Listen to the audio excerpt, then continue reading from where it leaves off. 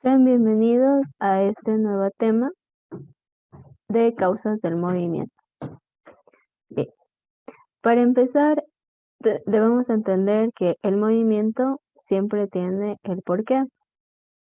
Toda modificación del movimiento está relacionada con la acción de una fuerza o de varias fuerzas.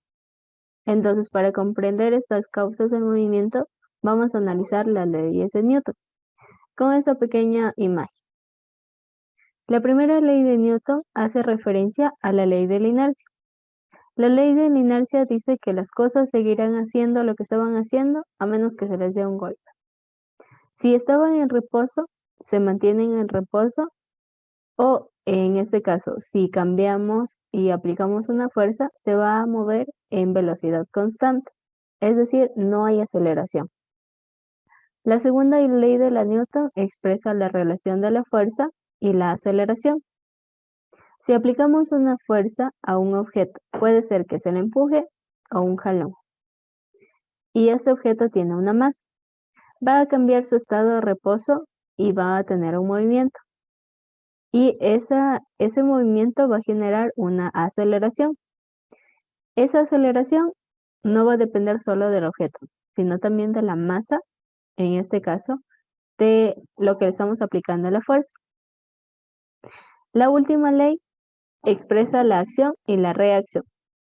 ¿A qué se refiere esta ley? Si aplicamos una fuerza a un objeto, este objeto a su vez expresa una reacción, una fuerza contraria a esa fuerza original. Y en este caso el sentido también es contrario. Vamos ahora a ver las definiciones de las leyes de Newton. La primera ley o la ley de la inercia dice que un cuerpo permanece en su estado de reposo o movimiento si no actúa ninguna fuerza sobre él o las fuerzas resultantes que actúan es nula. La primera acción que debemos tomar en cuenta es que sobre un cuerpo siempre actúa alguna fuerza.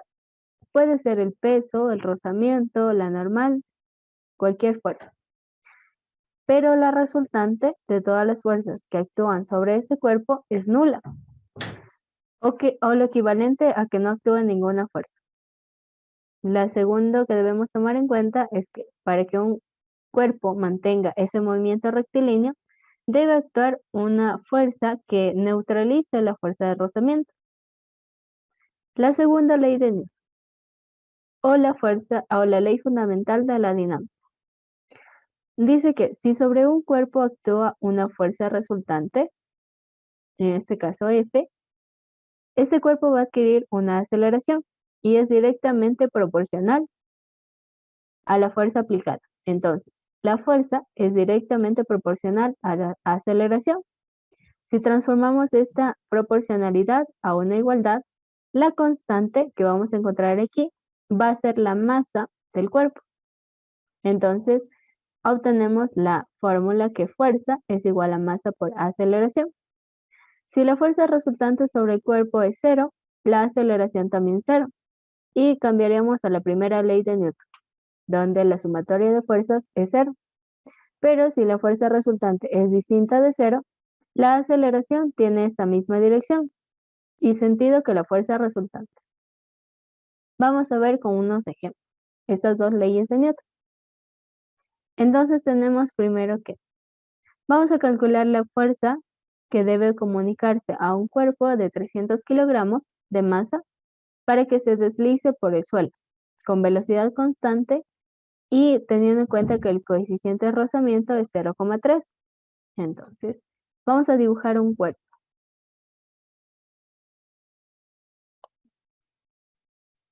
Ya, tenemos este cuerpo que puede ser cualquier caja, cualquier baúl, cualquier cuerpo en estado de reposo. Entonces, se va a aplicar una fuerza en esta dirección. A esta fuerza la vamos a llamar la fuerza F. Lo primero, habíamos visto que sobre un cuerpo ya actúan distintas fuerzas. La primera fuerza que actúa sobre este objeto y perpendicular siempre al objeto es la fuerza del peso. Y contrario al peso siempre va a estar la fuerza la normal, perpendicular siempre a la tierra. La normal. Como esta fuerza está en dirección de izquierda a derecha, siempre va a haber una fuerza en función del suelo del objeto y que es contraria a la fuerza aplicada. Esta fuerza va a ser la fuerza de la fricción. Ya, tenemos los datos de la masa del objeto, que es de 300 kilogramos, el coeficiente de rozamiento, que es de 0,3, y una velocidad que es constante. Vamos a trasladar este objeto a un sistema de coordenadas para ver las fuerzas. Entonces, tenemos el sistema de coordenadas de las X y el sistema de coordenadas de la Y.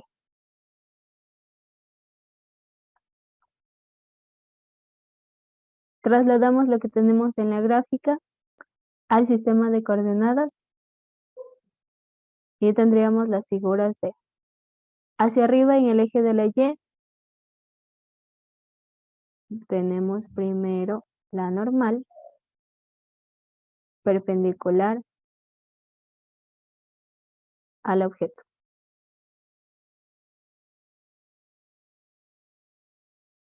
Hacia abajo tenemos la fuerza del peso en el mismo eje de la Y. Hacia la derecha tenemos contrario a en dirección de la fuerza, el vector de la fuerza, y contrario a la dirección de la fuerza, tenemos el vector de la fricción. Entonces, establecemos esas fuerzas. La fricción, la fuerza, la normal y el peso. Bien, en este sistema de coordenadas vamos a hacer las sumatorias en el eje donde se está moviendo el cuerpo. Si nosotros vemos el cuerpo se va a mover en velocidad constante y sobre el piso, es decir, actúa solamente la sumatoria de las fuerzas en el eje de las X. Como es velocidad constante, esta sumatoria va a ser igual a 0. La sumatoria en el eje de las X es igual. En el eje positivo tenemos la fuerza. En el eje negativo tenemos la fricción, entonces restamos la fricción. Y esto va a ser igual a 0. Por lo tanto, la fuerza es igual a la fricción. Y podemos obtener ahora sí cuál es el valor de esta fuerza de fricción. La fuerza de fricción es igual al coeficiente de al coeficiente de rozamiento por la normal. La fricción va a ser igual al coeficiente de rozamiento que teníamos como dato igual a 0,3 por la normal. La normal viene a ser la masa por la gravedad. Entonces la fricción va a ser igual a 0,3 por la masa, que en nuestro ejemplo son 300 kilogramos, y por la gravedad, que es igual a 9,8 metros sobre segundos al cuadrado. Por lo tanto, esta fuerza de fricción, si nosotros resolvemos todos estos datos, va a ser igual a 882 y toda fuerza se mide en newtons en el sistema internacional. Entonces podemos determinar que esta fuerza es igual a la fuerza de la fricción. Por lo tanto, esta fuerza también es igual a 882 newtons. Y ya tenemos encontrada el valor de la fuerza. Bien, vamos con este segundo ejemplo referente a la segunda ley de Newton. El ejemplo dice, calcula la aceleración de un paquete de 2 kilogramos que asciende verticalmente atado a una cuerda cuya tensión es de 30 newtons. Entonces, vamos a hacer un gráfico referente a la situación que está planteando ahí. Tenemos un paquete y está atado a una cuerda verticalmente hacia arriba, es decir, se mueve solamente en el eje de la Y.